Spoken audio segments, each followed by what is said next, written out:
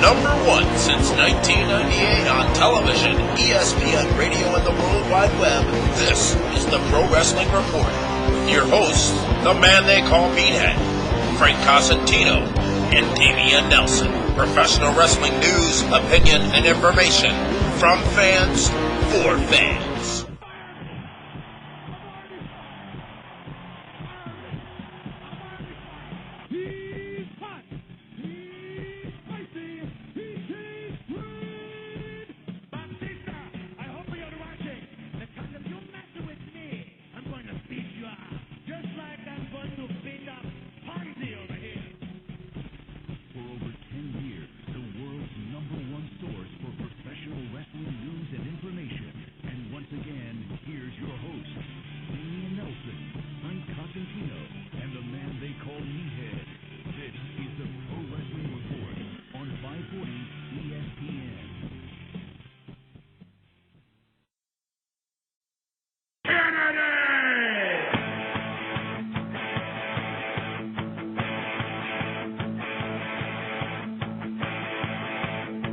Welcome, ladies and gentlemen, to the Pro Wrestling Report on 540 ESPN, ESPNMilwaukee.com, and TWRshow.com. Damian Nelson sitting here alongside the man they call Meathead, the Cos, Frank Cosentino, and David Hero. We are live Monday night, August 3rd, 2009. And what a show we have lined up for you. We are wasting no time. Ladies and gentlemen, please welcome our very special guest this week, Ken Anderson, formerly Ken Kennedy of World Wrestling Entertainment. Ken, welcome to the Pro Wrestling Report on 540 ESPN. Good morning, gentlemen. Morning, huh? Where am I? How old is this cheese? Well, I was on a fishing trip for 3 days with my father-in-law, so I've been kind of laying low all day long, and yeah, it's morning for me right now. Well, I'll Ken, be up till 5 a.m. So. Well, Ken, thank you for spending your early morning hours with us here on the Pro Wrestling Report on 540 ESPN.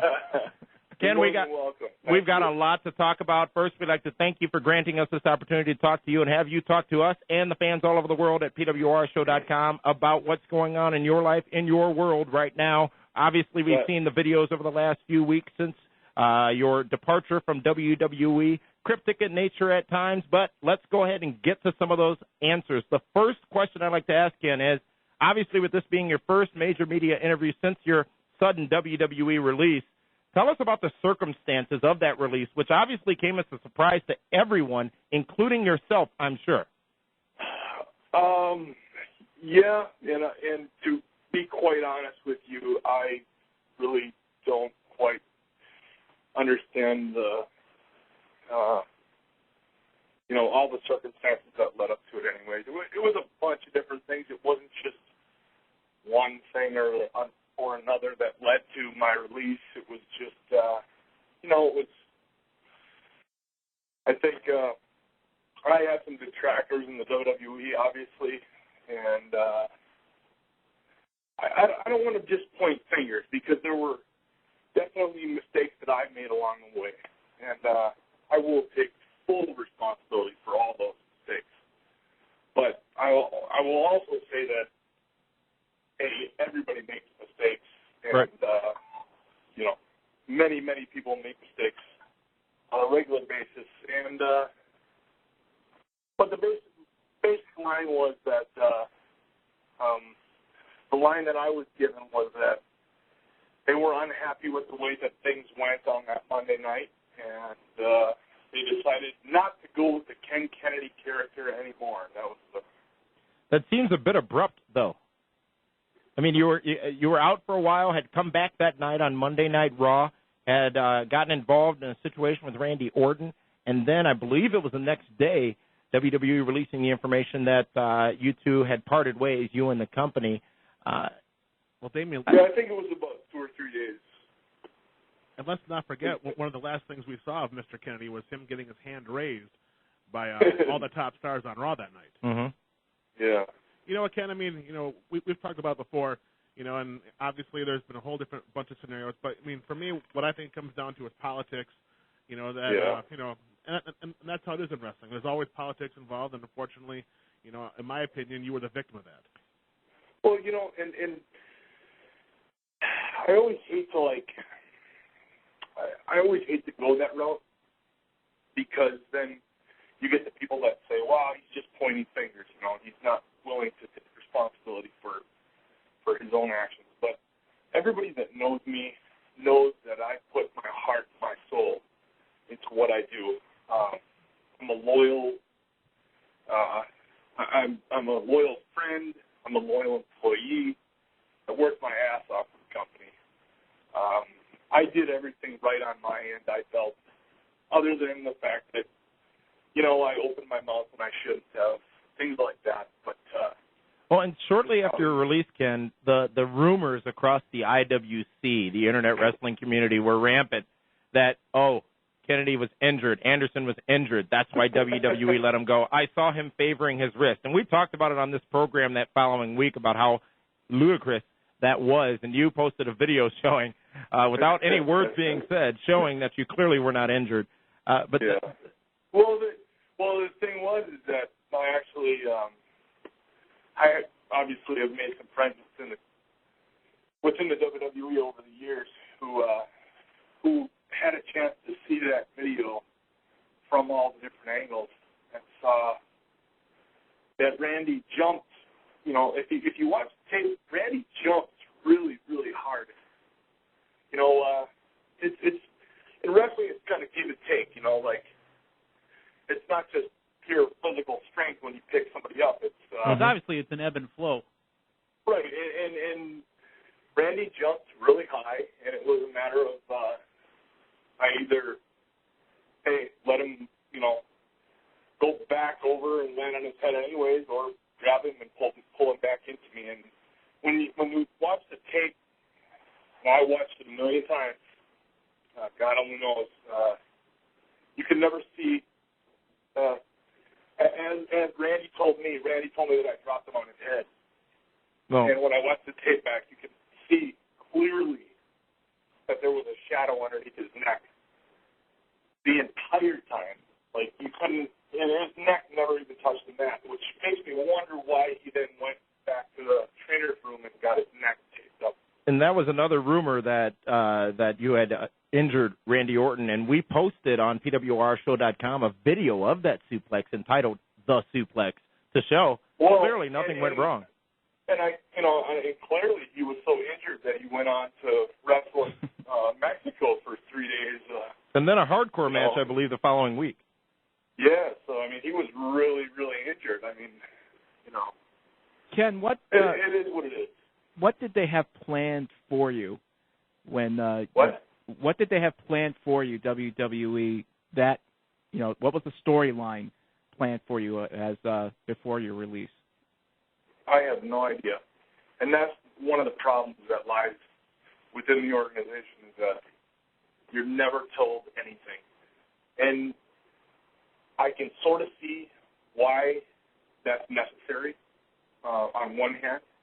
On the other hand, it kind of sucks being a talent and being in the dark all the time. Mm-hmm. On one hand, you never know who's going to leak stuff out to the internet, who's going to leak stuff out to the fans. You want there to be surprises. But on the other hand, as a talent, you'd like to be able to kind of plan ahead, and think of ideas and storylines and how you're going to put your matches together going forward, and you're never allowed to do that. So I had no idea. The only thing that was given to me was that they were going to throw me into the mix with Randy and Batista. So okay. When you got called back up, Ken, when you knew you were coming back on Raw that Monday night, what were your expectations? Granted, they may not have told you specifically what the long-term plans were, but what were your expectations? That I was just going to get thrown back into the mix, and that, I had, obviously I'd been injured a few times before, and I always felt like when certain guys get injured, they would make a big hoopla about their return, Mm-hmm. And then when they came back, they would make a splash. They would make an impact immediately. And I always, I think the first time back after my first injury, I wrestled Scotty Tuhati in a squash match. Well, not much of a splash. Right. That was after my last tear. And those splashes. After my second injury, Super Crazy rolled me up 1, 2, 3 before the bell rang. My first night on Raw, not much of a splash. And nothing against both guys, but just their positioning on the card wasn't such that it would make an impact or a splash. And so I kind of felt like, oh, finally, we're going to make music together. We're going to be able to make some business together. I went in, and to be honest with you, I kind of had a weird vibe about that whole day. When I first got to the building, I just had this weird vibe that I can't quite explain. Do you think they planned it before the end of the night? I don't know. The fact that Randy Orton and I had become very good friends throughout the course of the last couple of years. We rode together. Our wives hung out together. They went and got their hair did and their nails did at WrestleMania. And we planned events together. We for about a year and a half, we rode together. We were tight. We were buds. And when I got to the building, when I got to the Staples Center, I saw that Randy would get on the car, and he hadn't recognized me yet. So I kind of ran up behind him, and I gave him a big bear hug from behind. And, if you haven't seen somebody in a long time, you turn around and, hey, man, it's good to see you. How's it going? Well, he turned around and was just like, oh, hey, man, how's it going? What's going on? I was just some guy that, just some acquaintance with his. So I kind of got a weird vibe right there, then and there. And then the fact that he made such a big stink about me supposedly dropping him on his head in gorilla position, which, in our business, if somebody does something to you, you spit them back right away. If somebody caters you, spits you in the ring, hurts you a little bit, you get them back right away. And then you say, oh, sorry, and then the match continues. Or B, you pull that person aside in the locker room where nobody's around, and you say, look, man, this and this happened, and that's messed up. And, and you squash it there. But, literally, we got back through the curtain, and he blew up in front of everybody. All the talent, Vince McMahon, Stephanie McMahon. And this is your friend? This is my friend. And then proceeded to lecture me about how I needed to be more safe in the ring and that, safety was his priority. Proceeded to tell me how much money he was making on pay-per-views and how he had just bought a bunch of stuff and that he needed to make payments on it. And that his health was very important, that he had a wife and a kid, lecturing me as if I was just, wet behind the ears. Yeah, and it sounds like he's lecturing you like you've never gone through this yourself. Exactly. And then to go back into the trainer's room and proceed to get his neck wrapped in ice and his shoulders wrapped in ice. And then I went home, and I didn't sleep that night because I thought, great. I came back. I was gone for 10 months. I came back, and I injured not only a friend of mine, but I injured the top guy in the company right now, or one of the top guys in the company. So I didn't really sleep too well that night. Went home, and I DVR Monday Night Raw, SmackDown, ECW, TNA, everything in high definition. And I watched it in HD, and if you watch from the, he lands sideways, which is awkward, but from his shoulders to his ass is a straight line. he couldn't have landed any flatter. And again, his neck never came into contact with the mat. So why then would he go and get his neck iced up? It just doesn't make sense. So I leave it up to you to decide.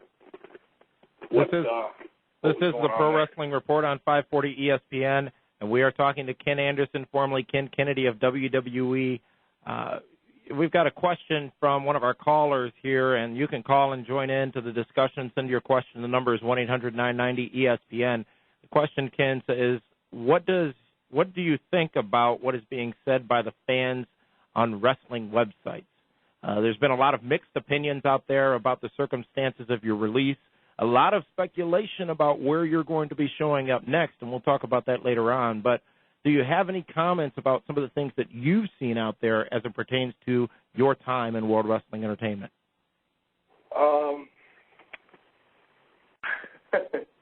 It's obviously a mixed bag of emotions. Some very positive, some very negative. Everybody's entitled to their opinions. That's why we live in this country. Everybody is entitled to their opinion.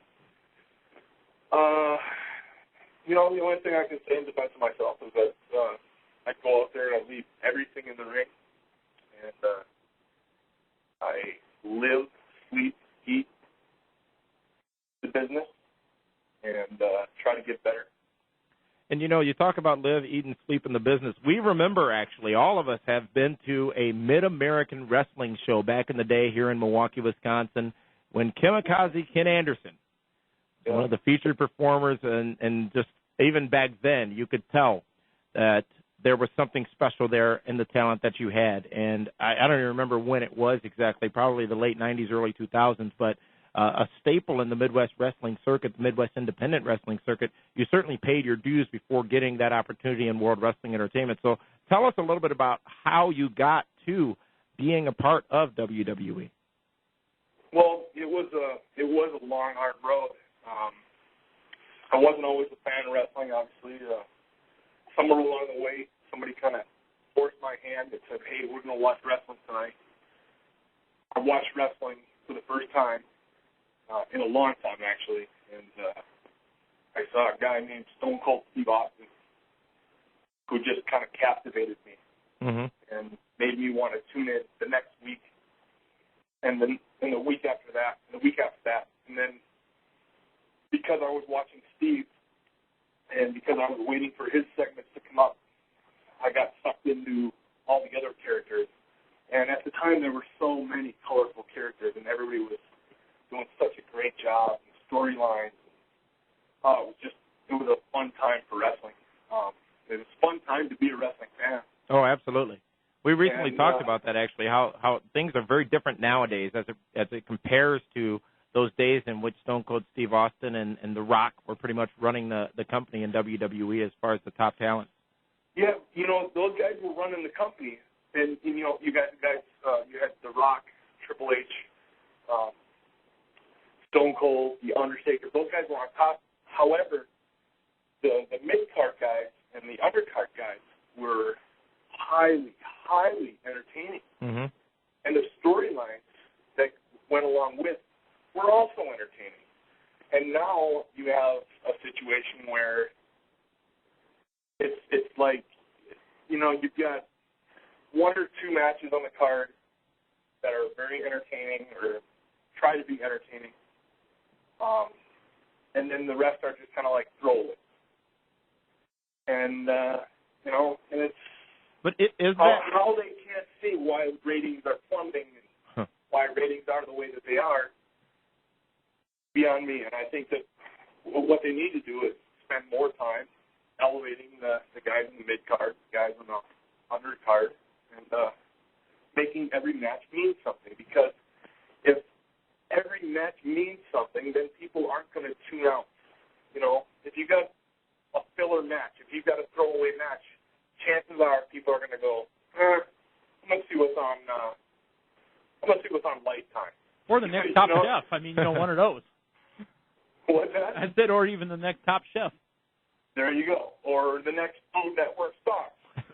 Hey, Ken, did Did you watch the finale on that Sunday night? On Next Food Network? Yeah. I did. What'd you think? Were you happy with the winner? I picked her from the beginning. My wife and I picked her from not from the beginning, but from about midway through when she first started coming to her own. Yeah. We thought she had everything. Gotcha. Yeah. I think that actually, and we think that both of those guys, both Jeffrey and Melissa, are going to have jobs at the Food Network. Oh, absolutely. You know what I mean? The ingredient smuggler. How can you not cheer for that guy? There you go. This is the Pro Wrestling Report on 540 ESPN, ESPNMilwaukee.com, and PWRShow.com. Ken, you brought up Stone Cold Steve Austin. When we come back from this timeout, we're going to talk more about what WWE is encouraging or allowing from its talents. Much more with Ken Anderson here on the Pro Wrestling Report on 540 ESPN and ESPNMilwaukee.com. 540 ESPN.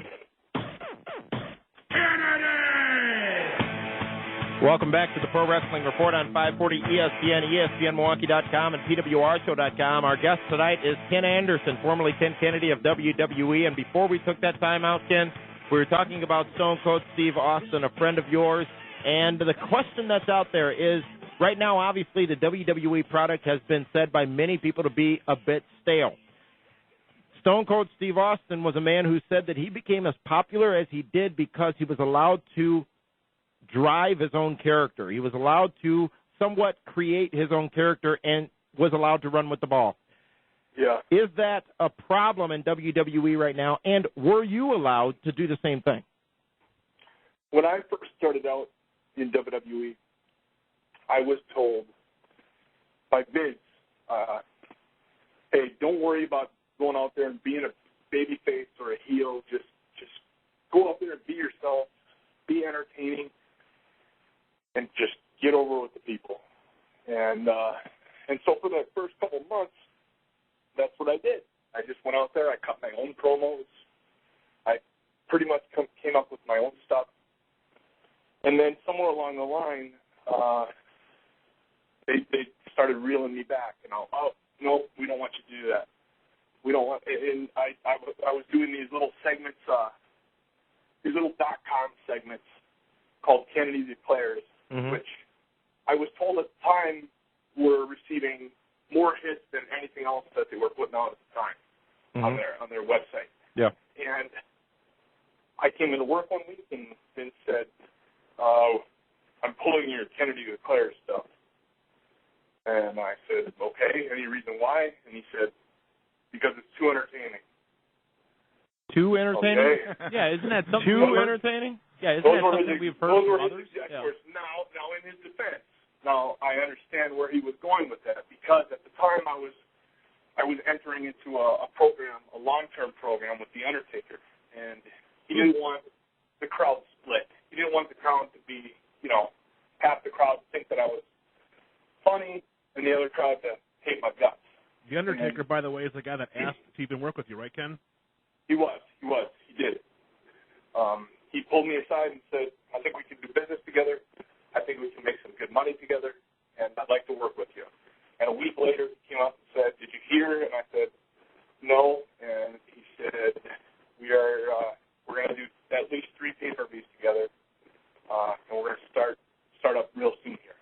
So, which was an honor to me, And then here I was standing in the ring on a house show, and I, see the lights go down and hear that gun for the first time. I got goosebumps all over my arms and thought to myself, how the hell did I get here? Yeah. How did I come from wrestling as the Wisconsin chicken?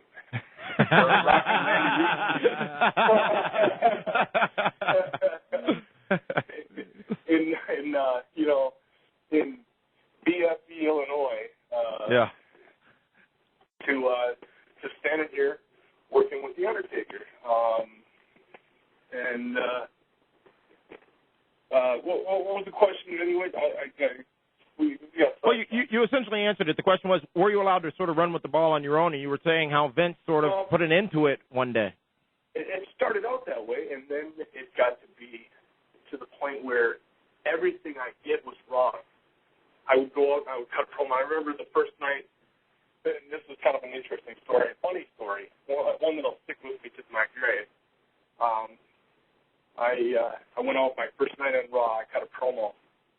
And I remember walking up the ramp thinking, I nailed that. I had the strut. I had the Ric Flair strut going on. You know, there's no doubt about that. You might have Flair a little bit beat on the strut, actually. and I walked through the curtain, and everybody was silent. Everybody was just like looking in a different direction. They were writing stuff on pads of paper. They were talking to people. And normally, when you do something well, you come back and you get a standing ovation from the guy in the gorilla division. Mm-hmm. I knew something was wrong in Paradise. Huh. And so Vince from across the room pulled his headset off and said, that was the worst effing promo I've ever heard you cut in my life. Wow. Okay. That wasn't real.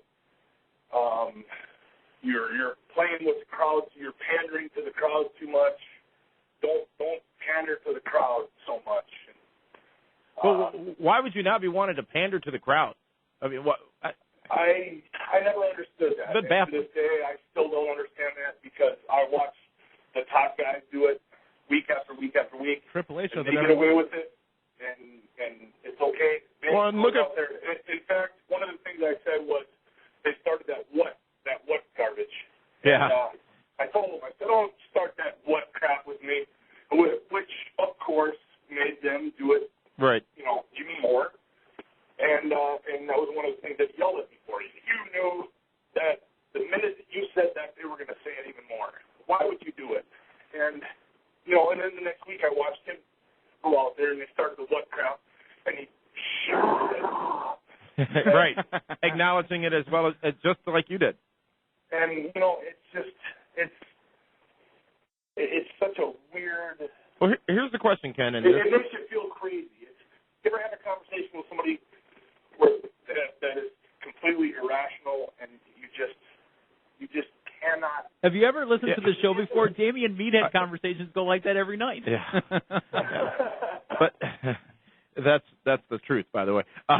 Ken, this is Ken Anderson on the Pro Wrestling Report on 540 ESPN. Here's a question about what you just told us.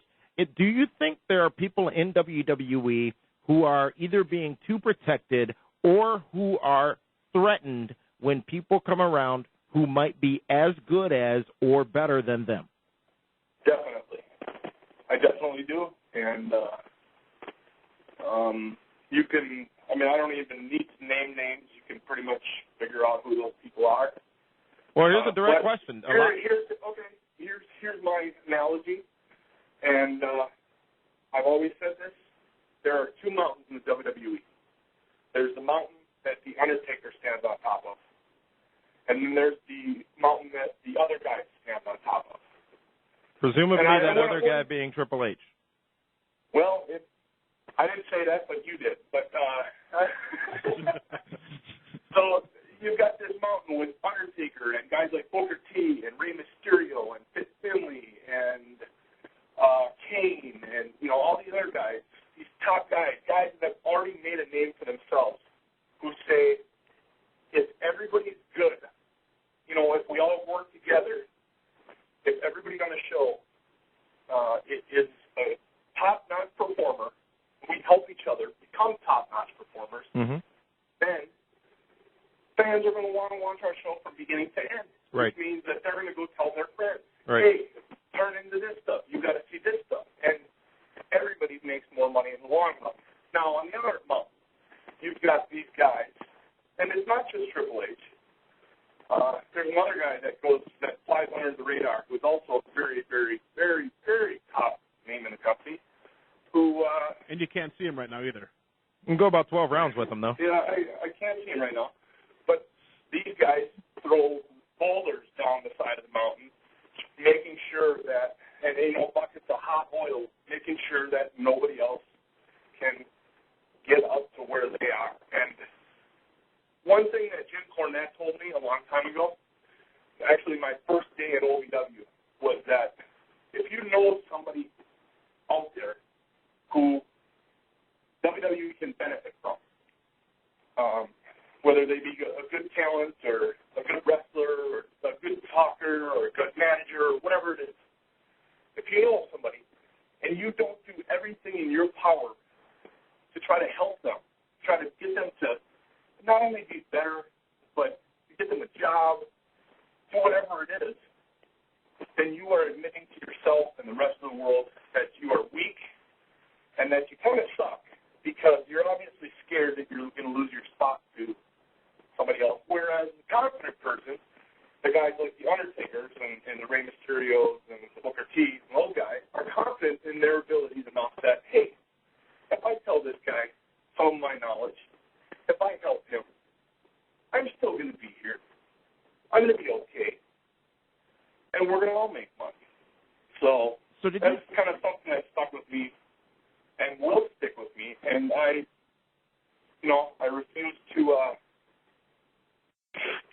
refuse to stand on top of the mountain and throw boulders down. I'd rather throw ropes down to people to help them out. Did you know that, Ken, the moment that you came into WWE, that there was the Colorado Rockies on one side and the Appalachians on the other? I mean, what? And you're like, okay, now which mountain am I going to climb? No, I really didn't. I thought that, honestly, I was of the mindset that, and because I started out on SmackDown with guys like that, and guys like Benoit. Benoit was such a great guy. I mean, he did what he did. It's absolutely atrocious, horrible. When he was alive, he was one of those guys that would take people under their wing and say, hey, man, your match sucked tonight. Here's why. Whereas on the other side, it's you go up and you say, hey, how was my match? Oh, yeah, it was great. It was great. And then, they get around their buddies. Hey, did you see Kennedy's match tonight? Did you see what he did? You know what I mean? That kind of stuff. Yeah. It's just like, how do you expect anybody to get any better? Well, Ken, WWE, we've talked about it on this program. We're going into another pay-per-view where it's going to be the trilogy of Triple H, John Cena, and Randy Orton somehow or another involved in the main event, which is just getting old, to be honest with you. How can the company, WWE, allow this to persist? How can't everyone help each other? Because you look back, you talked about those days of Stone Cold, and you talked about how the undercard, the mid-card, was nearly as good as the things on the top of the card. It was an overall good product. Obviously, the business is suffering right now compared to those days. How could they as a company allow that to happen? We've heard so many people talk about the stroke, the influence that Triple H and others have in the back. Obviously, there is some truth to that. But this doesn't seem to be benefiting the company. And again, you're trying to explain something that's completely irrational. And, it's these are guys that fly in the plane with Vince every week, that work out in the gym with him, that have Sunday brunch with him. The good old boys. Somebody told me once, some Triple H had said something behind my back after one of my matches, and I was just fit to be tied, and I wanted to confront him about it. I wanted to say something about it. I pulled one of the other veterans off to the side, and I was kind of, talking to him about it, and he said, you know what, you can't compete with Sunday brunch, so just don't. And it's one of those things where you're damned if you do and you're damned if you don't, because I tried to be the good soldier. I tried to just let it roll off my back. You were the company guy, though, for quite a while. I mean, even when you were hurt, you were doing all the appearances, the autograph signings, the conventions. If you were to go and look at the appearances, you were everywhere signing autographs, and it wasn't just one a week. It was 2, 3, or 4 a week. I mean, there were times you weren't home for a month straight. Right. And how do you stay motivated in the situation that you've described? How do you stay motivated? What's the end game if you know that ultimately there's all this against you? Because it's always been that way. Nothing was ever handed to me. When I was coming up on the independents, it wasn't like people were.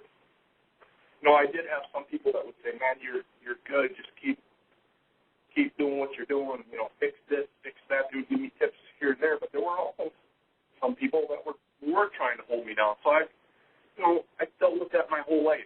And you're going to deal with that no matter where you go. I'm sure it's the same way in the radio business. I'm sure it's the same way in working at McDonald's. Yeah, Frank Costantino's always holding me down. Messed up. But it's just the way that it is. And you either let it consume you or you let it fuel you. And I choose to let it fuel me. And, and I tried to let it just fuel me and thought, I'm going to just soldier through. And eventually all this stuff is going to go away, and talent will shine through, and, and I'm sitting at home and making videos. Well, and we're going to take a time out. This is the Pro Wrestling Report on 540 ESPN and ESPNMilwaukee.com. When we come back, we're going to talk, Ken, about your future plans. We're going to talk about, we're going to play a game called Word Association and a heck of a lot more coming up here on the Pro Wrestling Report on 540 ESPN and ESPNMilwaukee.com. This is Mike Cameron of the Milwaukee Brewers, and you're listening to 540 ESPN.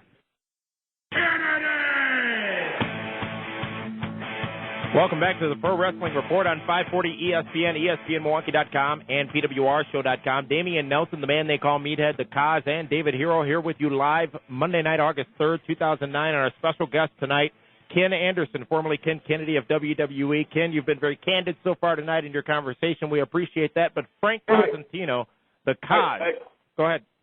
I have to say that the stuff that I've said so far, it's not just coming from me either.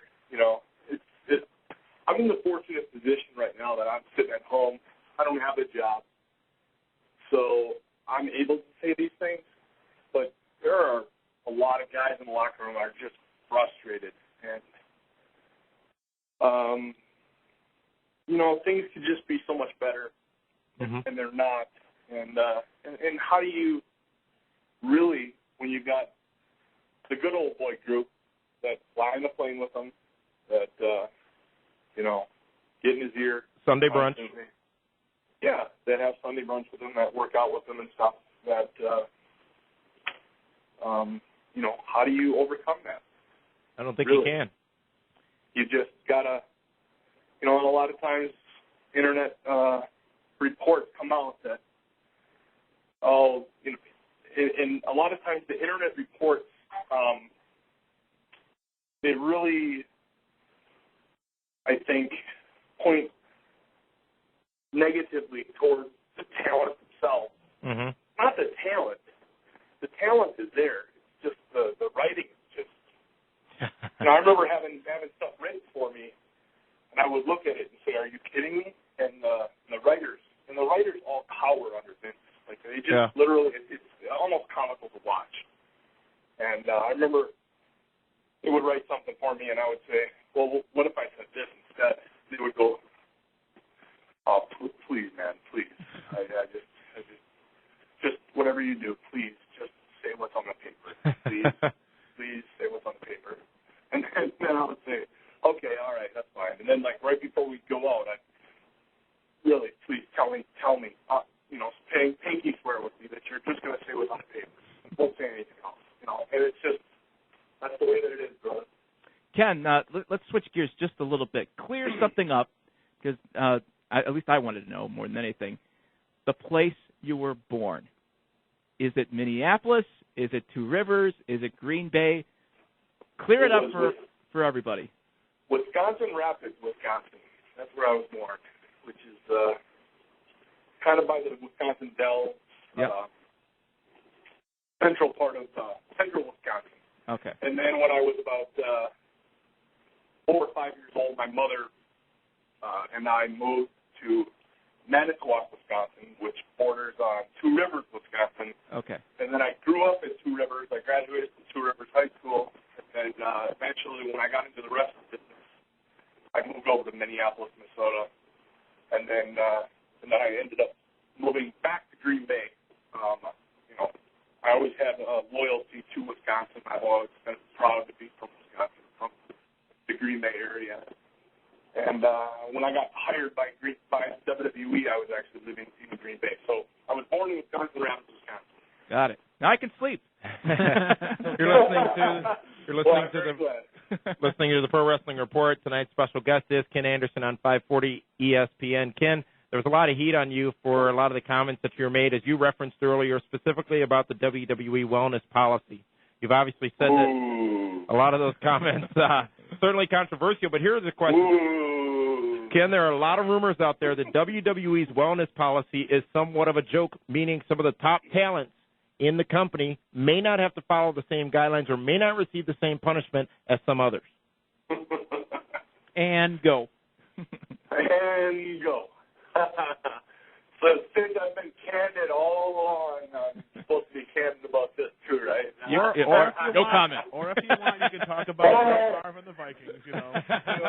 It's interesting because no comment means, oh, it's true, you know. Well, here's your opportunity to clear it up. I can neither confirm nor deny that I have any. All I know is that I was tested regularly under the wellness program, and as far as I know, they would have a sheet every couple of weeks whenever he just shows up, and they show up unannounced. Was it random? Very random. Quote unquote random, or really random? Well, I don't know. I don't know. It's random in the fact that I was the one that was always on the list. I was randomly always on the list. Interesting. But no, seriously, there was a period of time where I think I was tested maybe, I don't know, when I came back the second to last time, I was tested probably 10 times in the year. And, when you're talking about... that's almost once a month. Seems a bit excessive. Yeah, and sometimes more than that. Sometimes, actually, it would happen where I would come to work, and you're on the list. And then for me, I couldn't see if there was a dead guy next to me. So I got to drink a jug of water, a gallon of freaking water. The same jug you had in your latest video? Yeah, it was the same jug. It had stuff written on it, too. Because I was hardcore.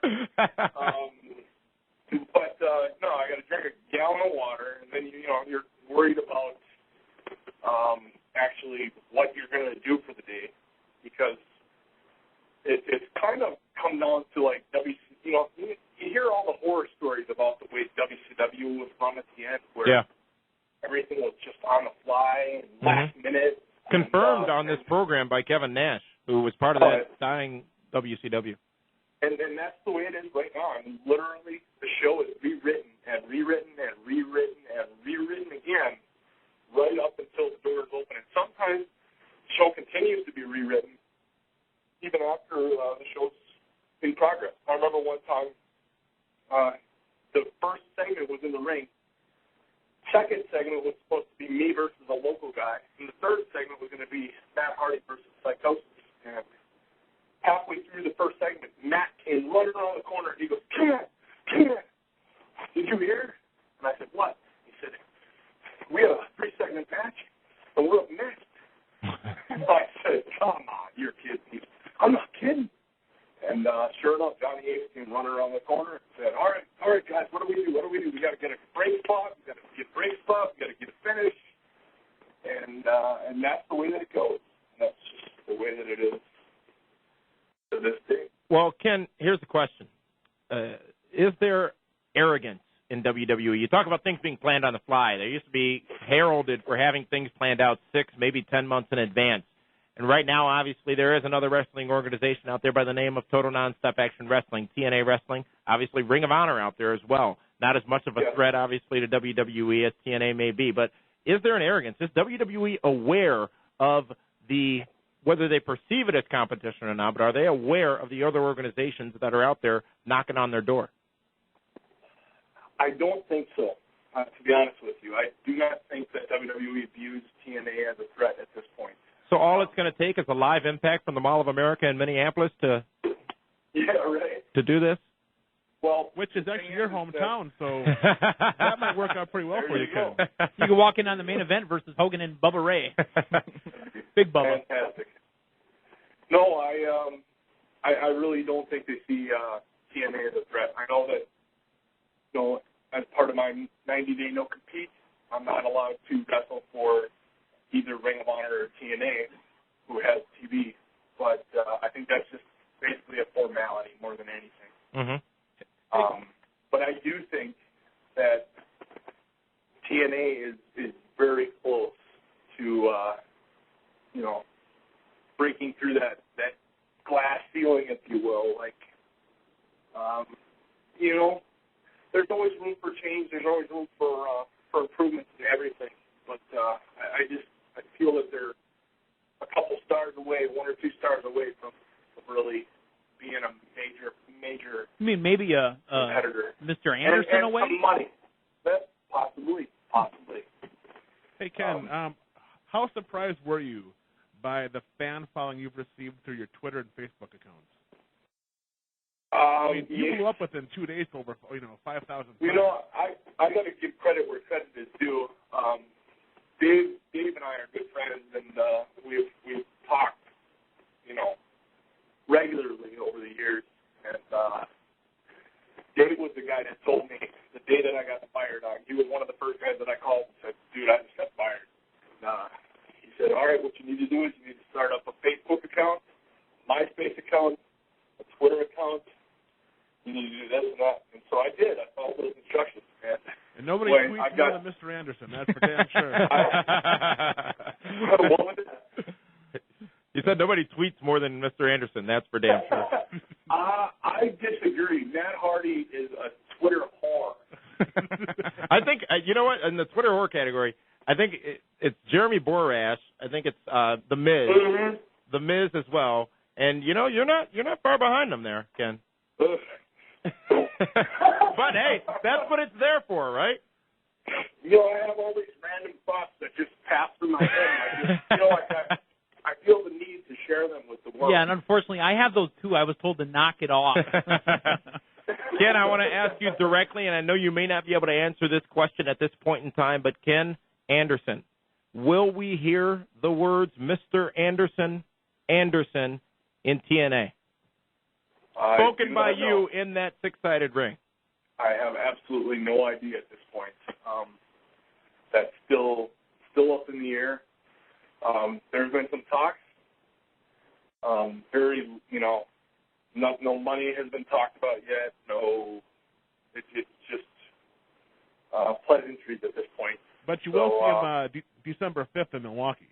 That's right. You will see me December 5th in Milwaukee. I will be there. Mm-hmm. If things work out, would you go to TNA? Yes, I would, and I would love to, because I think that TNA has a history of allowing guys. And I look at Sean Davari, mm-hmm. who was, I think Vince looked at Davari as a joke. WWE. He's not, Well, he went over to TNA and made quite a name for himself. ODB. Another. Yep. She's Frank's favorite. Frank did an interview with her a couple of years ago, and I think he's still trembling. and Vince didn't want to hire ODB. Not at all. No interest. Because it didn't fit the mold that they had. But I think that they give opportunity, and that's all I want. I don't want some ridiculous guaranteed downside or whatever that allows me to show up whenever I want and do whatever I want. I want an opportunity to show that I can do it. And basically that's why I've been doing these videos. It's a creative outlet. You have no writers for those, right? And that's the thing, I told you that the writers all tremble underneath Vince's shadow. Nobody's allowed to have, advice, or nobody's allowed to have opinions. And I've heard stories where he's made it very clear, your opinion is not needed or required, damn it. Yeah. And And it's a sign of a failing company. And we just, when we're putting these videos together, we'll sit down, 3 or 4 of us, just sit around and just brainstorm. And we come up with funny ideas and, hey, why don't we do this? No, why don't we do this? And it's fun, and it's the way that the creative process is supposed to be. And I think that I might have the opportunity to be able to do that if I go to TNA. One of the things that Davari told me was that every week he gets a call from Vince Russo. Ken, we're going to have to cut you off just at that point, and we'll finish that point after we go to the Sports Center update. Sorry for the interruption. This is the Pro Wrestling Report on 540 ESPN and ESPNMilwaukee.com. For over 10 years, the world's #1 source for professional wrestling news and information. And once again, here's your hosts, Damian Nelson, Frank Cosentino, and the man they call Meathead. This is the Pro Wrestling Report on 540 ESPN. Welcome back to the Pro Wrestling Report on 540 ESPN and ESPNMilwaukee.com. Damian Nelson, the man they call Meathead, the Cause, and Dave Hero here with you live Monday night, August 3rd, 2009. Our special guest on the phone with us a little extended time. Thank you, Ken Anderson, formerly Ken Kennedy of WWE. And, Ken, before we went to that Sports Center update, we were talking about one of your friends, Sean Davari, and his regular phone calls. Well, I was just saying that, he would tell me that if he had something to do on TV that week, Vince Russo would call him up, 5 days in advance and say, here's what we're thinking of. Here's the verbiage we're thinking of for your promo. Well, is this something that your character would say? What would you say? And they would go back and forth. Well, maybe I would say this. Well, what about if we, and again, it's that creative process. When I would call somebody from WWE, on the writing team, it would be, pretty much a cold day in hell that I would get a call back anyway. But when I would, well, what am I doing this week? Well, I really can't say at this point. Because Triple H and John Cena and Randy Orton have 3/4 of the show already booked up. Yeah. Aren't you glad we're finishing your sentences for you? Yeah, right. And, things are subject to change, but here's where we're kind of leaning towards. And it's like you can't prepare yourself. You can't prepare yourself for that. And you can't be at the top of your game if you don't have a chance to sit and mull it over and think about, well, what would I say? What should I say? What would be the best? So you're just basically handed a sheet at 5 p.m. and said, and here's what you're going to say. That's it. Just go out there and say it. No ifs, ands, or buts about it. And speaking stick to the sheet. Don't stray from it. And don't go over your time. That's it. Period. So, I don't know. I look forward to hopefully working in that environment where I'm allowed to be creative. I'm allowed to be myself again. I'm allowed to be entertaining. That was a big no-no for me in WWE for the last Yeah. How dare you, Ken? How dare you try to be entertaining? How dare you amuse us fans?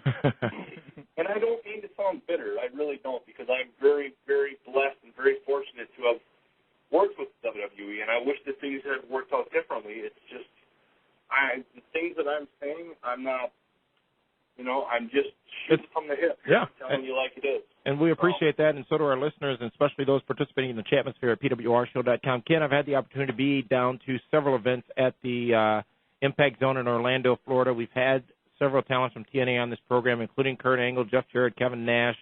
Sean Davari was actually on this program, Hernandez. And, I tell you, what you just said, that's what we've heard from them as well. They've got that creative input, and they've got that ability to, while they may not agree with everything that's happening, or where they might not necessarily agree with the direction that their character might be going in at any given time, they're bought in. They have a buy-in, and they have a part of it. It's not just being told to go out there and perform as a sheep. Yeah, go be a robot. we also said on this show many a time that, and it's been a problem for me, and I understand that you signed the contract, basically, but when you walk away from WWE, whether it be by your choosing or theirs, you are essentially held hostage, whether it be for those 90 days or for the rest of your career based off of naming rights and likenesses and whatnot. What are your thoughts on that? Again, obviously you signed the contract, you knew what you were getting into, but when the honeymoon is over in WWE and you leave, you almost have to, in some cases, start over.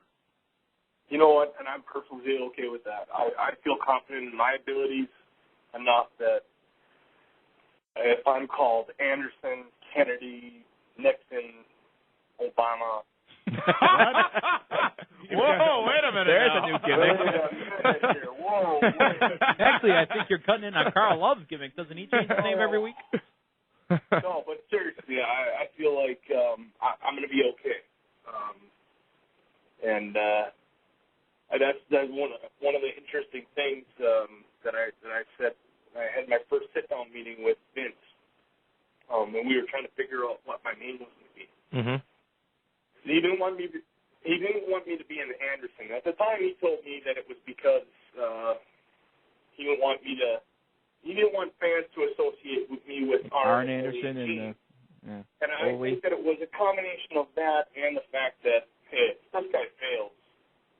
If he turns out to be the drizzling shit, he's going to be the bad Anderson, the black sheep Anderson. Mm-hmm. And so he was protecting himself there, and he was protecting the Andersons as well. Well, but Ken, at the same time, what's Vince's middle name? Kennedy. and so, basically, when I suggested the name Kennedy to him, he asked me, he said, do you like it? And I said, no, I like Anderson. But, you can call me Mr. D.H., if you will. Richard Cabeza. Yeah, you can call me Richard Head if you'd like. And that would mean we're related. Well, really? All right. Ken, there are a lot of rumors out there right now that several rumors, and we love rumors.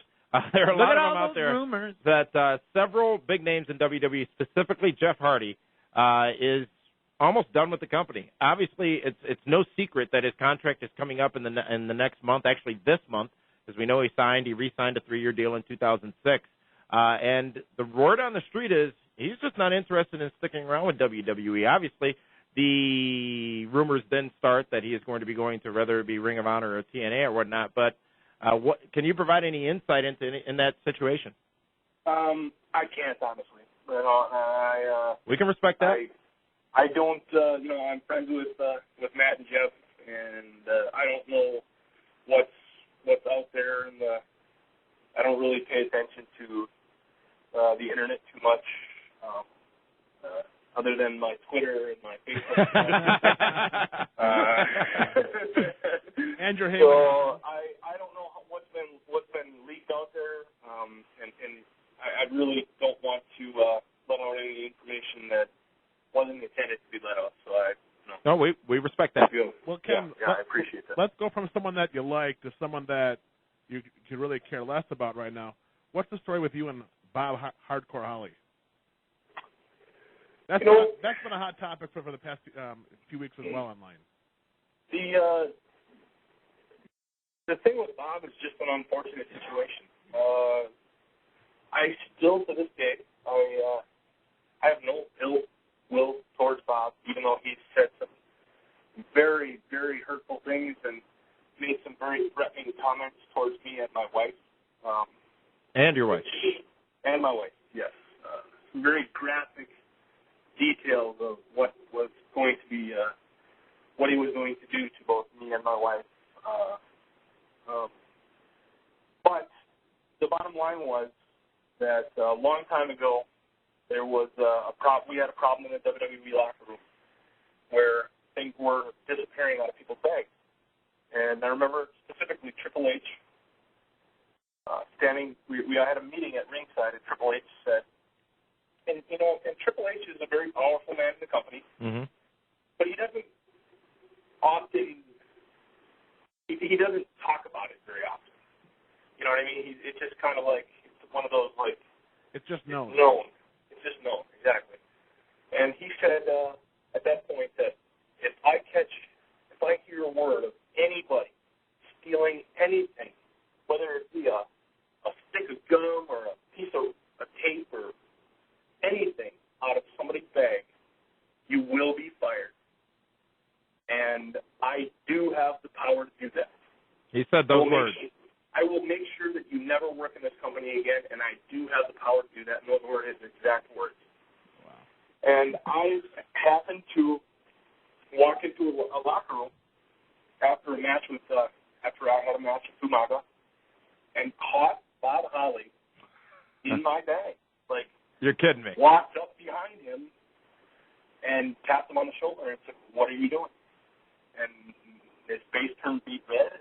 He apologized up and down, and Bob Holly's a thief. What's that? Bob Holly's a thief. You call him stealing out of your bag. I'm not saying he's a thief. I'm saying that he at that particular moment, for whatever reason, hand in cookie jar. I caught his hand with his hand in the cookie jar, and the problem was that it wasn't just me that saw it; it was other people. So Bob apologized to me. We were friends, and while I wasn't happy with the situation, I wanted it to just end between us. You know, like, okay. No, you said you're sorry. I don't hold grudges. Fine, it's over and done with. It was the other people that, you know, and then I got HBK coming up to me and saying, hey, what about Bob Holly in your bag? You know, why Bob in your bag? And then I got John Cena asking me, hey, I heard Bob Holly was in your bag. And I heard, so all these different people start coming up to me. And two of those guys are the decision makers also. Well, and they hadn't heard it from me. They had heard it from other people. And so basically what happened was that somebody, there was a tri-branded show, one of those super shows, where they had ECW, SmackDown, and Raw under the same roof. And somebody got together, a couple guys got together and wrapped Bob Holly's bag with tape and wrote tape on it. And instead of just putting the tape on, not saying a word about it, just throwing it in the garbage, not saying a word, he proceeded to throw a big tantrum and make a big scene and said he was going to kill everybody, he was going to rip people's eyeballs out, he was going to do this and that and the other thing, which in turn raised the eyebrows of management. Now management gets involved and management says, okay, what's going on here? And when they found out what had happened, they fired him. So, is it me that got Bob Holly fired, or is it Bob that got Bob Holly? And the interesting thing was that I tend to be a laid-back guy. You know, I don't get into fights. I don't badmouth people. I don't talk about how tough I am or any stuff like that. The opposite of Bob Holly. Bob suspected, and I know this for a fact, Bob suspected that it was not me that put the tape on his bag, yet, and I know I know who he suspected did it, but yet he never confronted that person. He confronted me, which was the path of least resistance. He went after the guy that he knew, would just kind of roll over and just. Well, I'm not sure. When Bob Holly was I stopped caring for Bob Holly the day he beat up Matt, was it Capitelli on Tough Enough or whatever, because he just came off as just this bully, this prick, who was doing so just for no reason other than to make him feel better about himself. But did not know that little insight, that little information about. Firstly, what's most important about that story is Triple H getting in the middle of the ring in front of everyone and saying he has the power to get someone fired. Again, you can, as Dave said, it can be there, you can know it, it can be known, but once it's said, it takes on a whole new world. It does. And you know what? I'm going to go on record right here, right now, and say that no matter what happened, Bob, did what he did. I believe that people screw up, and been there. I've done that. I'm not stolen stuff out of people's bags, but I've screwed up before, and I've been forgiven for those screw-ups. And therefore, I forgive Bob for doing what he did, and I forgave him a long time ago. And I realize that he's mad that he's no longer with the company, and he's got to point the finger at somebody, and it just seems like, I got to point the finger at Ken. So it is what it is. Ken, let's go back to Total Nonstop Action and talk about TNA. Let's say, for argument's sake, that you were to go to TNA. Who would you be most looking forward to working with in TNA? Oh, boy. We've got names, obviously, the likes of AJ Styles. You got Big Matt Morgan. You've got Samoa Joe. Obviously, the veterans, Kurt Angle, Kevin Nash, Scott Steiner. I think Ken Anderson could have a pogo stick match with Scott Steiner. I'd really, any one of them, like one of the nice things about working in the WWE and being in the position that I was in the WWE, that I got to work with just about everyone in the company. It was just awesome. And, you take something away from each one of those experiences. And I'd love to be able to say that I got in the room with Kurt Angle. I've never been able to wrestle a match with Kurt. I'd like to get in there with Booker T again. I'd love to wrestle with AJ Styles, Samoa Joe. There's really whatever that we can do, whatever we can do that's entertaining, that's going to put athletes in seats and make people say yay when they're supposed to say yay and say boo when they're supposed to say boo. I'm a happy camper. I think it's the pogo stick. I think you need to get a pogo stick. You think so? I think maybe I should have a pose down with Scott Steiner. There he is. Because I'm so on pogo stick, like the jacked and tanned. Like the Ultimate Warrior and Ravishing Rick Rude from the '89 Royal Rumble, I believe it was. Ken, let's play a little word association. This is always the best part of it. Anytime we have a guest on the show, we say a word, a topic, a name, or an event.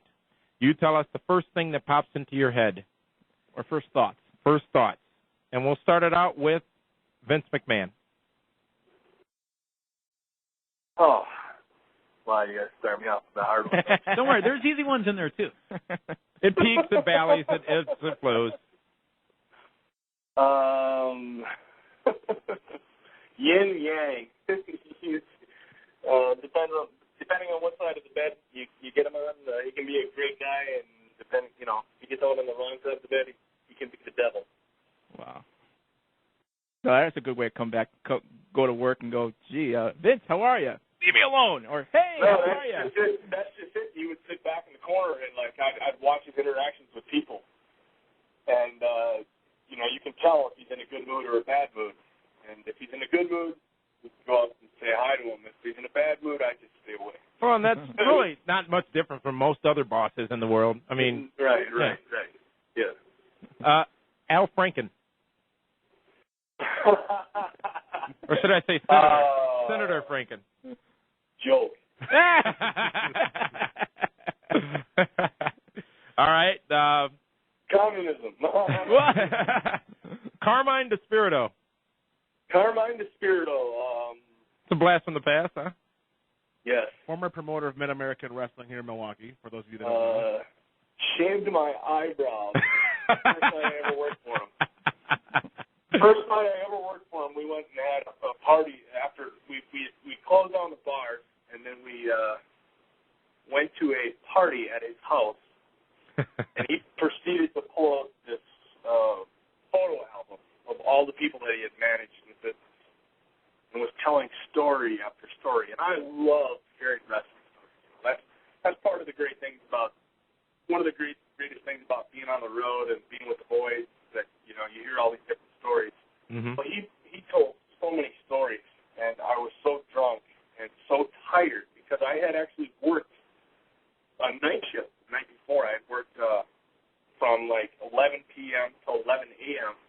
and then got in the car, driven to Milwaukee, wrestled my first show for Mid-American, and then we went out to the bars and after party, so I was tired and drunk.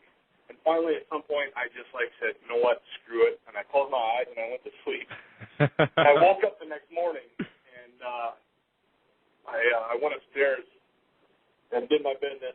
And I was over at the sink washing my hands, and I happened to look up in the mirror, and I saw that I had makeup all over my face, and that one of my eyebrows seemed to be missing. One of them. And the funny thing was is that I washed all the makeup off and got myself cleaned up a little bit, grabbed all my stuff. Carmine was still sleeping, and I went in, knocked on his door. I went in, looked him straight in the eye, shook his hand, said, hey, thank you for the opportunity. It was a pleasure wrestling for you. Hope to see you again, and left. And about a day later, he called me and was like, Kenny, oh, you no-sold it. You're one of the boys. You passed the test. What's odd is we can all hear him saying that, too. Oh, yeah. That voice. Oh, Carmine. All right. Carmine's a great guy. Next topic, WrestleMania. WrestleMania is, everybody always says it's the Super Bowl of wrestling. Yeah. To me, it's bigger than the Super Bowl, obviously, because it's my sports entertainment, passion, and I don't know. So I guess Super Bowl is probably the first thing that comes to mind. And it just needs to get bigger and better every year, although this last year, a little disappointed. Yeah. Lacking a certain K. In the chatmosphere at pwrshow.com, we've got several users chatting along with the show live right now. One by the name of The Age of Rage says, and I quote, Vince releases Ken Anderson and hires Eugene. Oh, boy, here we go. Some real entertainment, LOL. Eugene, I guess, back on a house show this past weekend for the SmackDown brand. Good for him. Good for him. I honestly, I haven't talked to anybody who's never, how many people can say that they've never been fired from the WWE? Hey, Jim Ross was fired how many times? 12, 14? Yeah, Jim Ross, everybody's been fired, so it is what it is. I don't know if everybody's gone on record and said the things that I've said after my release, but not quite. Hey, Ken. At this point, I really don't care. Besides Matt and Jeff, after your release, have you talked to anybody else? Has anyone else called you and reached out to see how you're doing? Oh, yeah. Yeah, there's a lot of guys that I still keep in contact with.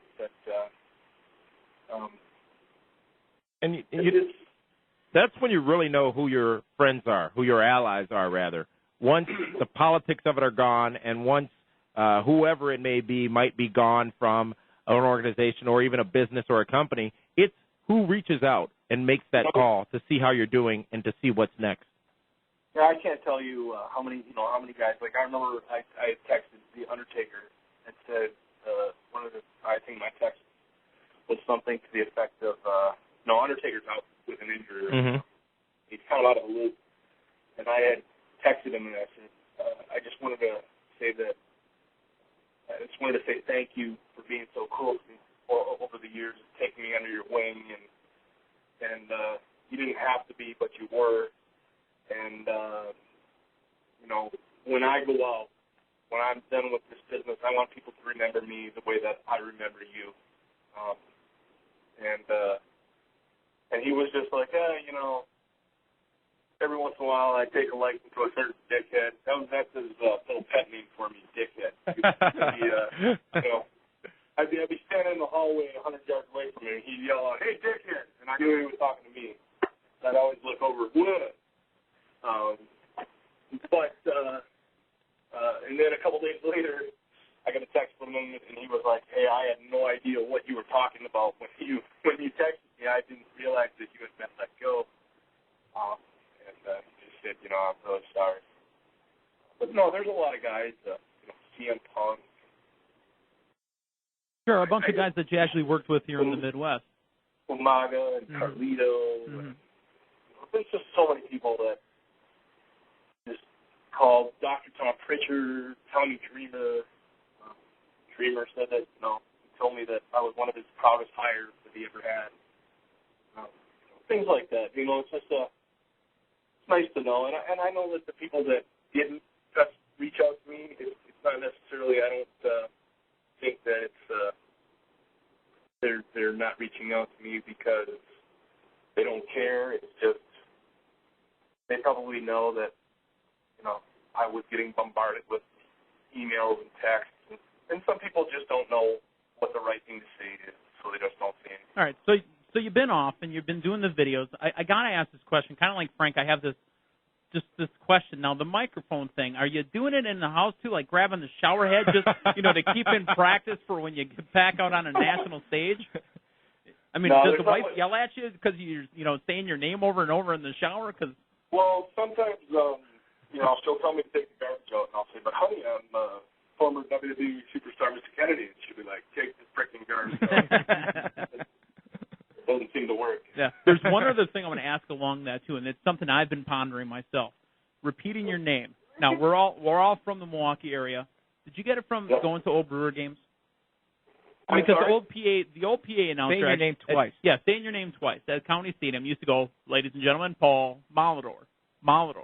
Is that where you got that from, or was it just something that maybe even Paul Heyman came up with? No, it wasn't Paul Heyman. It was that was all me. It wasn't all me. It was when I was in high school, I announced basketball games, and somewhere along the way, somebody said you should say the last name twice. And I don't know if they were referring to like old boxing announcing, or maybe they were referring to maybe they had seen. The Fink used to do it in MSG. Yeah. And like I said, the Brewers announcer, the PA announcer for many, many years at County Stadium always repeated the name. So, that was just something I thought maybe picked up from, the local area. It may have come from there, but initially it was just somebody said, I think you should say the last name twice. And so I did, and everybody always used to, it's so funny when you do that. And then funny thing was the night that Paul Heyman told me to go out there and do my ring introduction, the first night at OVW, and I just kind of threw the second Anderson in there. Yeah, from now on. Back through the locker room, nobody said anything about the match. Nobody said anything about the promo. It was really cool when you said your last name twice. Yeah, I think from now on I'm going to go Mr. Meathead. I think I'm going to do that from now on. There you go. There you go. That might be gimmick infringement, though. That's okay. Meathead is a gimmick infringement. A little GI. There's no problem with that. Maybe trademark. One name that was mentioned just in the last conversation, Ken, word association continues, Paul Heyman. My big brother, my mentor, my friend. I would say that I have, other than myself, I have Paul Heyman to thank for getting me to where I am today. He was the guy that had faith in me. He was the first guy that had some real stroke, who believed in me and who let me just be myself and actually allowed me to break out of my mold and just, we got crazier and crazier. If you watch some of my old OVW stuff, you can buy, I think you can buy it at like rfvideo.com. But I think some of that stuff was the most fun I've ever had in the wrestling business. Were those couple months that I worked with Paul Heyman. We just did some funny stuff, and we had fun, and it was believable. It wasn't too over the top to where it was so campy that it was unbelievable. It was just, it was entertaining, and I love the man. And I owe him a huge debt of gratitude. This is the Pro Wrestling Report on 540 ESPN and ESPNMilwaukee.com. When we come back, more with Ken Anderson. We're going to talk about more word association. We're going to have more word association. We've got a couple of emails and phone calls. Got some questions that have been called in on the phone lines here on the Pro Wrestling Report on 540 ESPN and ESPNMilwaukee.com. Welcome back to the Pro Wrestling Report on 540 ESPN. Damian Nelson, the man they call Meathead, the Cause, and Dave Hero here live Monday night, August 3rd, 2009. Our special guest on the phone right now has been joining us for the entire program. Thank you so much, Ken Anderson. And you've had a lot to say so far tonight, and we appreciate your candid comments, and quite frankly, you haven't held back. Damian, he's actually broken the record that was held by Al Snow. Yeah. You've done it. You actually, I didn't even realize that. Al Snow went an hour and 16 minutes on this program. Al Snow stole the show. I mean, he stole it. I told one of the guys buzzed in while we were on a break, and, hey, do you mind if we go an extra 15 minutes? I said, we can go as long as you guys want. That was the difference, though. I have a lot of stuff to talk about, and so I know there's a lot of questions out there, so I have no problems. There are, and we're going to get to those in just a minute. But Al Snow, the difference was he didn't quite let us speak. We just stepped back, and he just kept going. For about 20 minutes of that, I still don't know what he said. No, and our question was, hey, Al, how's it going? And that was it. No. The mistake was – go ahead, Ken. I got to say something about Al Snow, too. But a lot of guys up there always, for whatever reason, gave Al Snow a bad rap. He was never, apparently they feel that he never amounted to much, in the wrestling world, so how can he tell up-and-comers, developmental guys what to do, things like that. I learned so much under Al Snow, and I thought, and I always looked at it, first of all, he was over. He just was never given the opportunities that he had in ECW. He was never given the same opportunity in WWE that he received in ECW. And there's one image that's burned in, I think, all of our heads, and that is the shot of him in ECW when he first started with Head, and the ring was full of styrofoam heads. Filled with heads. That's, you're over when stuff like that happens, I think. But regardless, Mike Holmgren wasn't a great football player, but he was a hell of a coach. Absolutely. And he was just, to me, Al Snow was a great coach and a great guy, and I have nothing but love for Al Snow. No, quickly, you mentioned Holmgren, and it makes me think about Favre. Are you upset that Favre's not with the Vikings? Okay, just because I live in Minnesota now does not mean that I'm converted over to. I just wanted to check your loyalty. That's all I was doing. I have green blood. Okay. Well, and being from Wisconsin, you know about the back-to-back or the complete Packers coverage and Brett Favre coverage that we see on the news. Has it been the same in Minnesota with this Vikings business? I couldn't tell you. I don't watch the news. The only thing I watch is Fox News and Sean Hannity. I watched Hannity the other day. O'Reilly fan? I watched Hannity the other day. It was a very interesting show. I'm actually, in progressing order, I'd say Rush Limbaugh is my number one. I love Rush. Second, but you made poor Damian cringe. Honestly, I think he just slithered out of his chair. Damian is a Democrat. In full disclosure, I am. Well, you know what? I'm not a Democrat. I'm not a Republican either. That's the thing. Like I consider myself a true conservative, and a true conservative. Conservatism has been like bastardized over the years. I think to think that you have to be a loony right wing Christian, but a conservative feels that Jay, you and I have differing opinions, and that's okay, and I don't know. I think that on both sides of the aisle, you have Democrats that if you don't feel exactly the way that they feel, you're evil. And on the right side of the aisle, if you don't feel exactly the way that they feel, right, you're evil. I think kind of like those two mountains you were talking about, right? How does one live in that valley? But they're both throwing boulders down. Yeah. Well, Ken, we've got a couple of emails, and some people have called in some questions. First is Tiffany, who called into the studio here, said, what's up with the videos you've been making lately? What's up with them? Yeah. First, tell everybody where they can find those videos. I believe you have a YouTube channel and obviously on your Facebook page as well. I do. It is, if you go to youtube.com/secondpower2. That's SECONDPOWER and the number 2. You'll see all the videos that I've done. I've done 7 to date, and the 8th one will be coming out next Wednesday. I've just been having a blast doing these videos. And it started out with a little wrist video.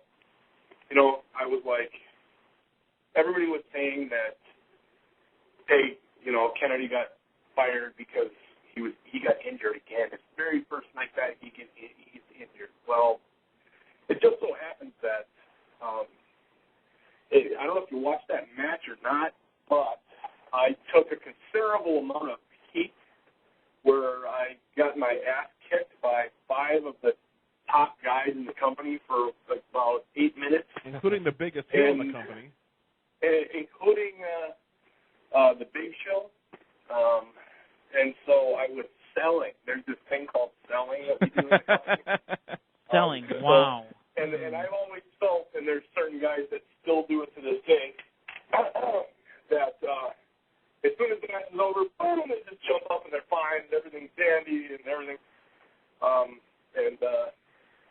Me having a little bit of a theater background, I tend to like to sell what my opponents did to me for the last 10 minutes. It was out of respect to them that I was holding on to my wrist. And also, it was interesting because my trainer, the lady who nursed me back to health, basically, when I had my shoulder surgery, she called me and she said, "Did you hurt your shoulder again?" Because when she saw me holding my wrist, that's a common, I guess, when you hurt your shoulder, you grab your wrist for some reason. So it keeps keeps everything immobilized. Basically, putting a self-cast on that shoulder so it can't move. So she thought that I had injured my shoulder, actually, and not my wrist. But anyway, I wasn't hurt. I was just selling.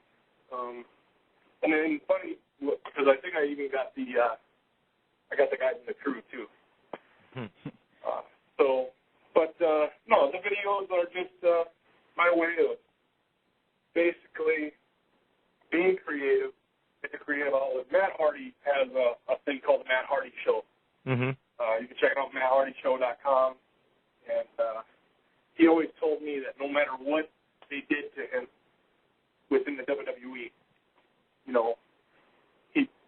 sometimes he's up, sometimes he's down. Sometimes they have him in hot angles. Sometimes he's doing nothing at all. And he said no matter what, he's always got that outlet, that creative outlet where he can go back home with his buddies.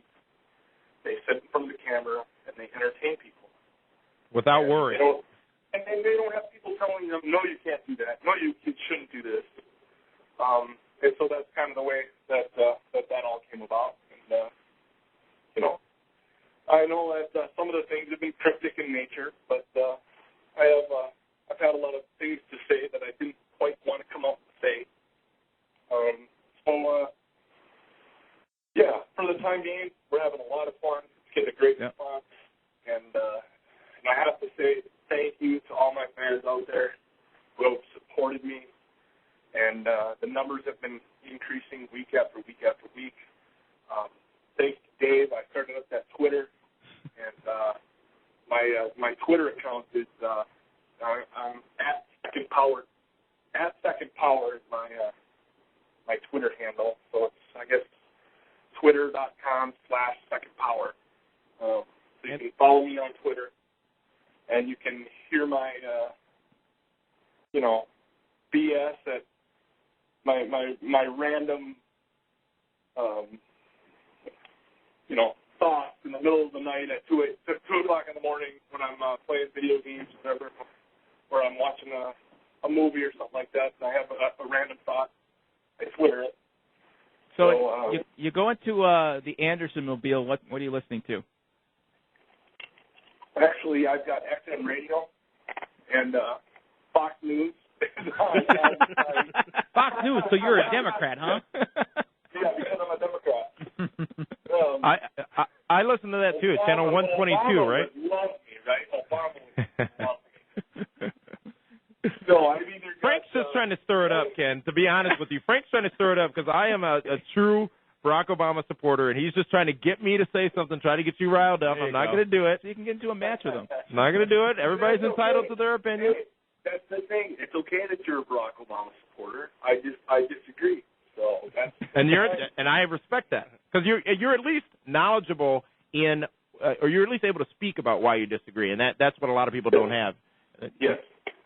I don't disagree because my mom and dad told me to disagree. Right. I disagree because I did research and found out that he did some things that I don't agree with. So that's it.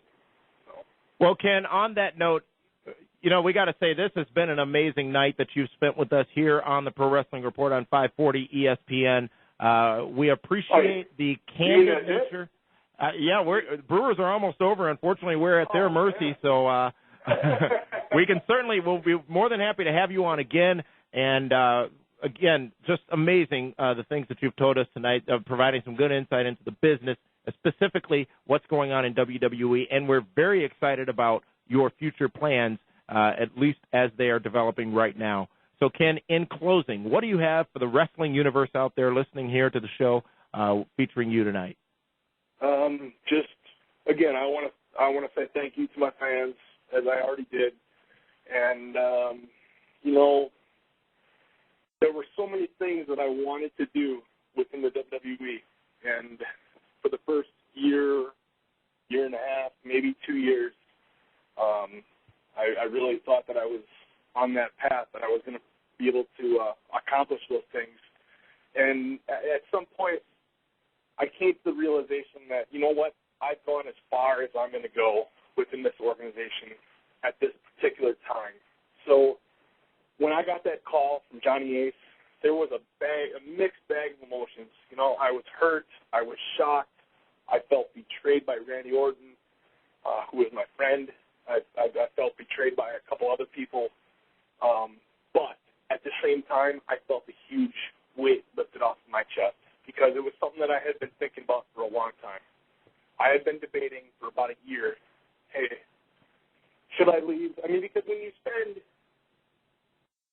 the better part of 6.5 years, just doing everything that it takes to get to the WWE, and then you get there. And when you get there, it's just not exactly what you had envisioned. The promised land not holding as much promise as one hoped. It can be a hard pill to swallow. And it was hard for me to pull that trigger, and because the WWE pulled that trigger for me, I'm very thankful for that. And I am very, very optimistic about the future. This is not the end for Ken Anderson. Come on, wait a minute. With that pause there, I was waiting for the other Anderson. Anderson. And this isn't the end, and it's just the beginning. It's another chapter. With that, stay tuned. Follow me on Twitter. Follow me on my Facebook.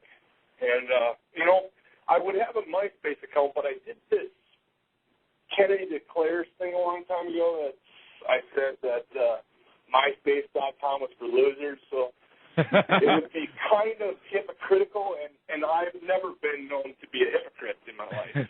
I hate MySpace because of that stupid music that plays when you go to people's pages. It's the only reason I can't stand MySpace. Yeah, well, if you go to his page, it would be like, "Hi, this is Bill O'Reilly. Welcome to Kennedy's page." No. Well, that's another thing too. Is I've decided that because I've watched just in the past couple of weeks, there was my wife and I watch Food Network a lot, and there was a guy that we watched on Food Network, and we really liked his show a lot, and then my wife happened to stumble upon his Twitter page, and he had said some pretty anti-Republican comments, whatever, which made me not want to watch his show anymore, and same thing with, Tom Cruise. Like, I have a hard time watching Tom Cruise movies anymore just because of the stuff that has gone on there, yeah. Mel Gibson, and, just people say stuff, and it just makes you not want to tune in. And at this point, I don't want to afford losing fans because of stupidity right. like that. And so from this point on, I'm going to refrain from making any political statements or anything like that. I have my opinions. Other people are entitled to theirs. Yeah, that's it. Well, Ken Anderson, again, our sincerest gratitude for spending a whopping 2 hours with us tonight here on the Pro Wrestling Report on 540 ESPN. We'll look forward to talking to you again, especially when you turn that next corner, wherever it may be to in your career, and we will look forward to having you on the show again. So, for the man they call Meathead, for the Cause, for Dave Hero, this is Damian Nelson saying thank you, Ken Anderson, for joining us here on the Pro Wrestling Report. We're going to take a timeout. When we come back, we've got a few more features here on the Pro Wrestling Report on 540 ESPN and ESPNMilwaukee.com. Welcome back to the Pro Wrestling Report on 540 ESPN, ESPNMilwaukee.com, and PWRShow.com. Meathead, tell me what this is. It sounds familiar, but I think it's from that other company. It's the new Christie Minstrel. What? Is this the company that Damien gets free catering from? I think so. TNA, right? Yeah, aren't you a TNA, Mark? I mean, because that's why you were setting up all those bad WWE questions to, have him run down the company because you're a TNA, Mark. I read a statement the other day. I was in somebody's office I was in that said, the only way to assure you fail in this world is to try to satisfy everybody.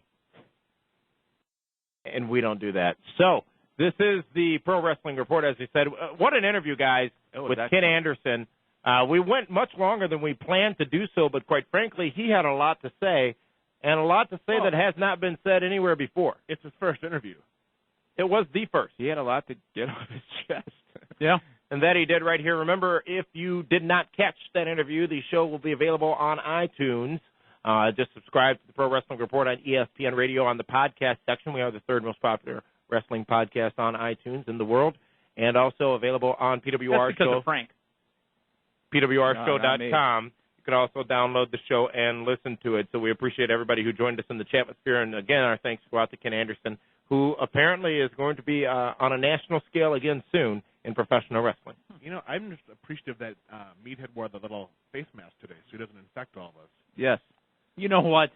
If that was a mask, he would have taken it off years ago. Ha! He was bringing home the bacon.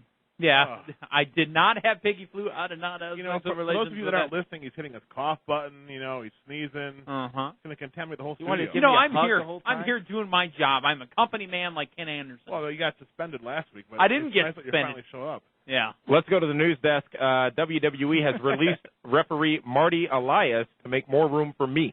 Yeah, for Damian Nelson, who now refs women's matches on Raw. Michelle McCool was hurt at a weekend house show. Michelle McCool is currently the WWE Women's Champion. And Undertaker's girlfriend. Dave, that's a Us Weekly kind of thing, not a 540 ESPN now they can thing. both be home together and recuperate together. Really, if you take all the sagas and storylines and relations going on in the wrestling business right now, you could make a pretty interesting reality show. You could be TNA Wrestling. We are relations. Eugene returned to a WWE SmackDown house show over this past weekend. Eugene, who had been brought back a couple of weeks ago, at least initially reported to be a part of the team working with some of the younger talents in WWE.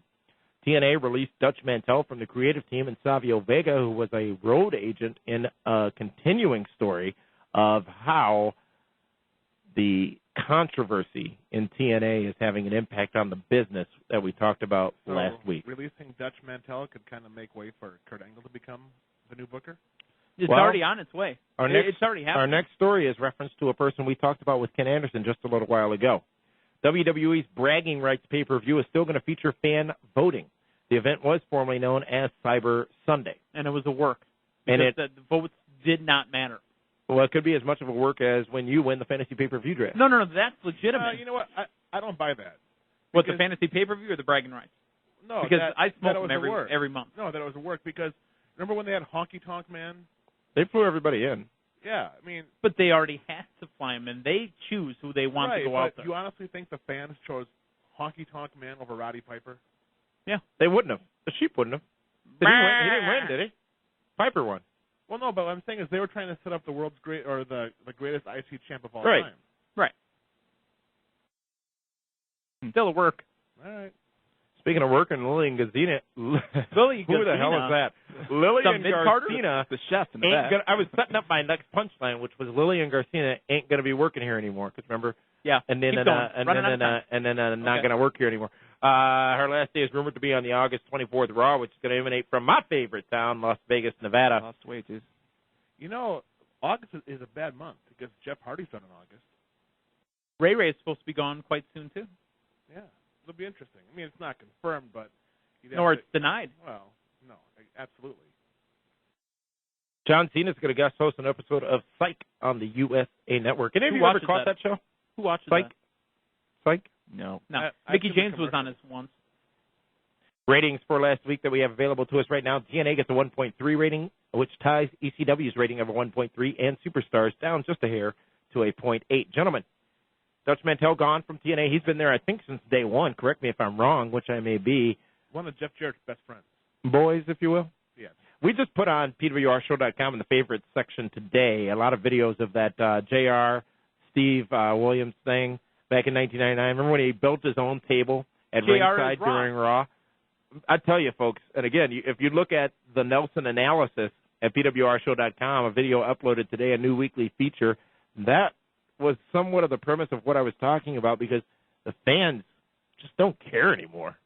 They haven't been given a reason to care. If you watch those videos, most recently those videos, and you see how rabid the fans were, the background with their signs and with their involvement with the show, you will see what I'm talking about.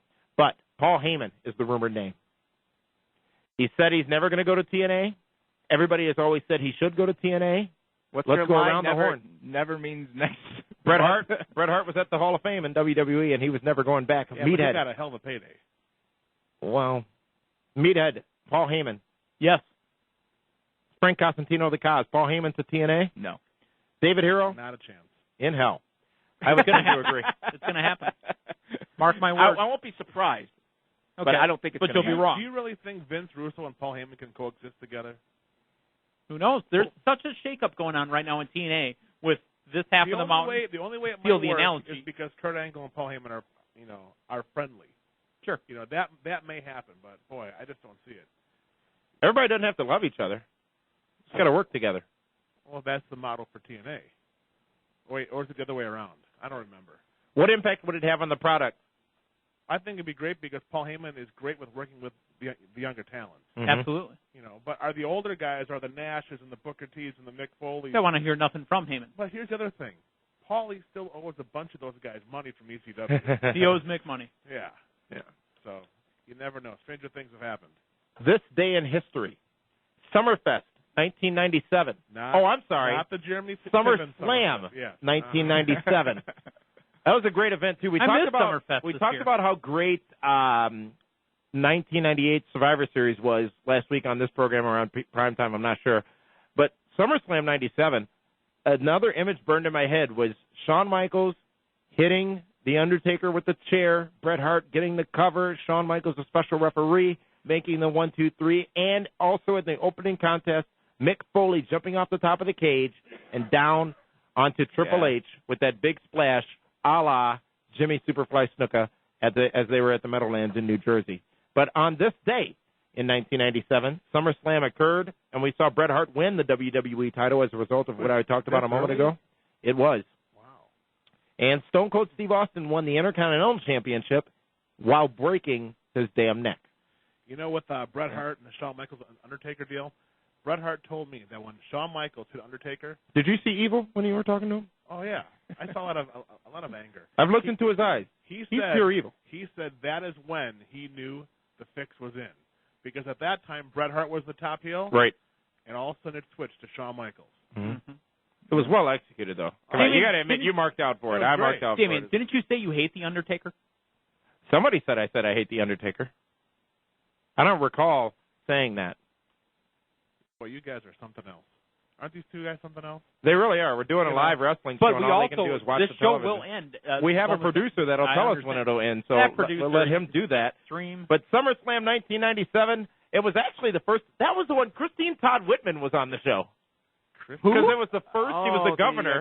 It was the first event in New Jersey, I believe, in about 10 years because of some tax or state health thing or something like that, but she was on the show because, you know, she brought WWE back and blah, blah, blah, blah, blah. But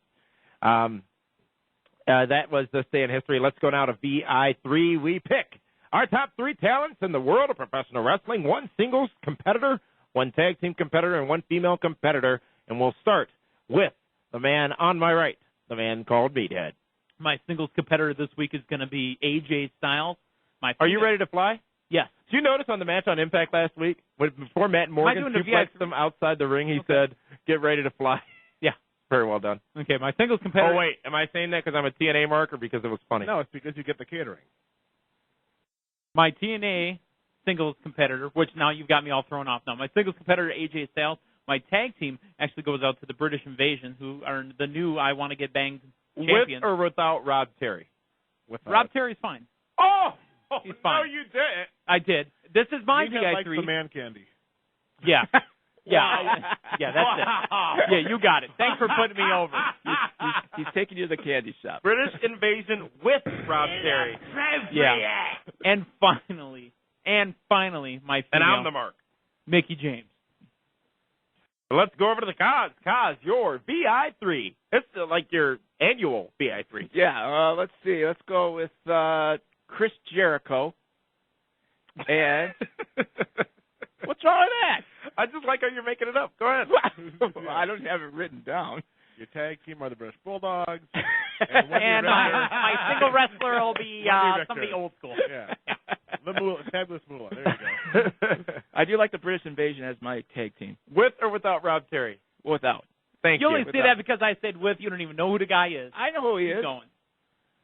I will go my tag team. Wait a minute, though. Before you go, Dave, and he didn't finish, but before you go, Melina, thank you for that. Why in the heck is the British Invasion on both of your lists? So the Chief would expect me to do that. Bah! The British Invasion, the best tag team out there this past week. For me. And apparently for Frank. Yep. Bah! Dave Hero, give this list some credibility. I will go with my tag team of Legacy. They finally got a victory tonight. First time in months. Let's go with my female wrestler. How about Tracy Brooks with the return to TNA? And my singles, I'll go with Jack Swagger. Swagger! And the definitive VI3, the one all of you tuned in to hear the show get wrapped up with tonight. Number 1 on my list is Hernandez, especially once they change his ring gear. Number 2, Angelina Love. And number 3, the tag team in WWE getting a surprise push all of a sudden thanks to Shaquille O'Neal. Crime Time. Money. Yeah. What a show, what a show. Ladies and gentlemen, this has been the Pro Wrestling Report on 540 ESPN and ESPNMilwaukee.com. We're going to be having a new episode of PWR Primetime this Friday at PWRshow.com and on Time Warner Cable in Milwaukee. And we'll be live again with you on air next Monday night, Monday, right here on 540 ESPN and ESPNMilwaukee.com.